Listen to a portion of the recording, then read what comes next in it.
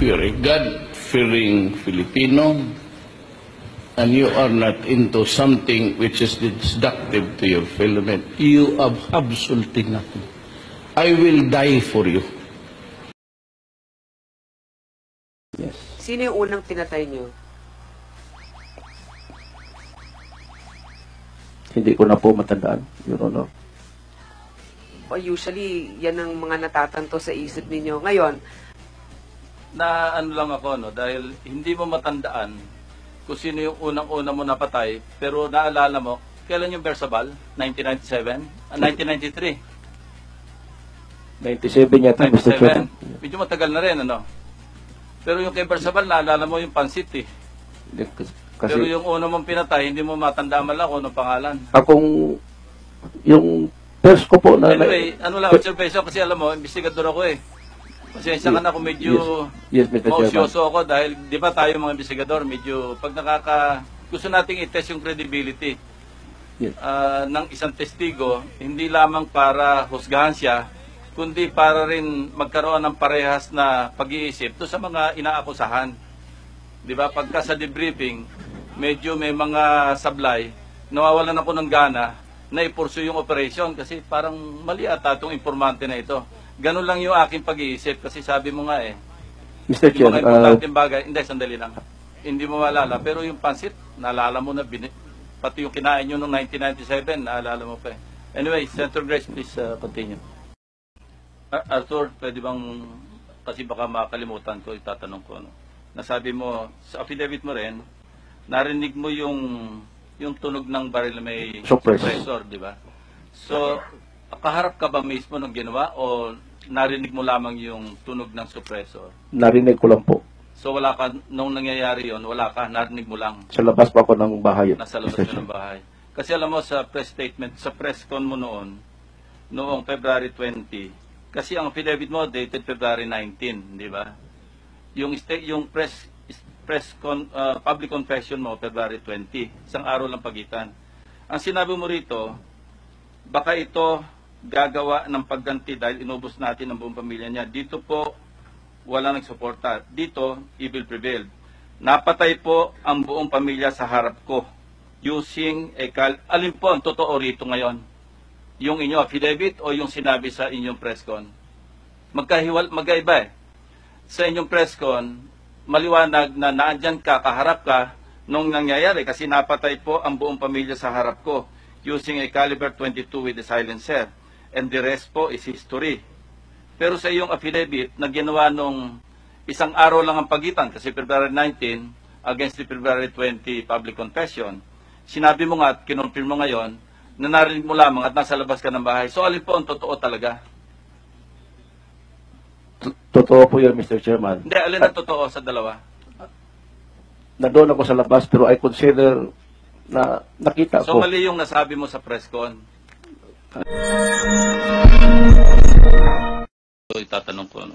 Nasabi mo, sa affidavit mo rin, narinig mo yung tunog ng baril na may suppressor, di ba? So, kaharap ka ba mismo nung ginawa o narinig mo lamang yung tunog ng suppressor? Narinig ko lang po. So wala ka, nung nangyayari yon, wala ka, narinig mo lang. Sa labas pa ako ng bahay. Nasa labas ka ng bahay. Kasi alam mo sa press statement, sa press con mo noong February 20, kasi ang affidavit mo dated February 19, di ba? Yung public confession mo February 20, isang araw lang pagitan. Ang sinabi mo rito, baka ito gagawa ng pagganti dahil inubos natin ang buong pamilya niya. Dito po, wala nagsuporta. Dito, evil prevailed. Napatay po ang buong pamilya sa harap ko using alin po ang totoo rito ngayon? Yung inyong affidavit o yung sinabi sa inyong press con? Magkaiba eh. Sa inyong press con, maliwanag na naandyan ka, kaharap ka nung nangyayari kasi napatay po ang buong pamilya sa harap ko using a caliber 22 with a silencer. And the rest po is history. Pero sa iyong affidavit na ginawa nung isang araw lang ang pagitan kasi February 19 against the February 20 public confession, sinabi mo nga at kinonfirm mo ngayon na narinig mo lamang at nasa labas ka ng bahay. So alin po ang totoo talaga? Totoo po yun, Mr. Chairman. Hindi, alin ang totoo sa dalawa? na doon ako sa labas pero I consider na nakita So ko. mali yung nasabi mo sa press con. Hindi Baka- nakalimutan mo. Baka naano ko lang, Mr. Chairman. Please continue. So dito po, pinasunog. Loaded, yung double barrel natin ngayon, empty na yung barrel, wala na bala. This time, reload natin ng 2 bala. Itong isang bala na ito sa taas na barrel ay para sa Oplan HBT revalidated. Meaning, ni-revalidate yung mga pangalan doon sa ating list of HBTs. And sa lower barrel, ang bala na nakalagay doon, yung ating Oplan Tokhang revisited. Meaning, bibisitahin natin uli yung mga judge surrenderers sa Tokhang Part 1 and inganyuhin natin sila na kung hindi pa sila nagbago, magpaparehab sila voluntarily. Pakiusapan lang natin. Ang mga tanong na lalabas dyan, anong diferensya sa Tokhang Part 1 at sa Tokhang Part 2, ito ngayong Tokhang revisited, number 1, only the chief of police or the station commander or the precinct commander, in short, yung mga territorial unit commanders lang ang authorized magkandak ng Tokhang in full uniform na kasama mandatory yung barangay kapitan and or other barangay officials. And isa pang requirement na bago, kailangan mag-coordinate sila sa church, local church para merong representative. O kung pwede, yung parish priest mismo sumama. Kasi chief of police pa yung nandun. Baka pwede sumama yung parish priest. If not, representative nila para lalabas na mas credible ito ating kampanya. Nakikiusap tayo sa ating mga kaparian at tulungan nila tayo. Ikaw ba naman, ikaw ay drug personality na kinatok yung bahay mo. Pagkatok, pagsilit mo, ang nandoon sa harapan ng pintuan mo ay yung chief of police, yung barangay kapitan, at saka yung pari ninyo, siguro, mas lalambot ang puso mo na mag-give in ka sa kanilang pakiusap na magbago ka na or kung hindi ka pa nagbago, magpaparehab ka. Ang problema natin noon sa Tokhang Part 1 was kung sino-sino na lang ang nagkakandak ng Tokhang, kung saan ito nagamit ng mga masasamang elemento ng kapulisan. Ginamit sa extortion yung Tokhang, kaya merong hindi magandang nangyari. Ito ngayon, sinisiguro natin na hindi na sila makagawa ng ganon dahil stricto na yung ating policy sa mga Tokhang. Bahala na kung mabagal yung ating takbo sa Tokhang, basta sigurado.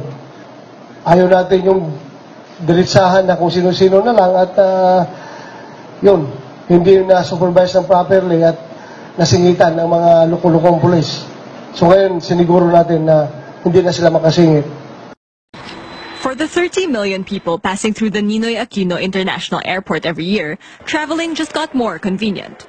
There's now free high-speed Wi-Fi in all 4 NAIA terminals. It promises internet speeds of up to 1 gigabyte per second, even with 3,000 people hooked up to it all at the same time. This is the promise of internet provider PLDT and Smart. We have actually provisioned at least 1 gigabit per second fiber optic line to each of the sites. That ensures a very robust and good customer experience. In a country where more than 2 million of its people work overseas, connectivity is critical. Ernie Kalingasan has just finished a contract in Qatar. He will be home for just 70 days before he flies out again. He's hopeful the free Wi-Fi can help him keep in touch with family while he's traveling.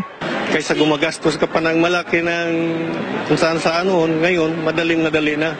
Messenger or WhatsApp gagamitin mo, pinakamadali.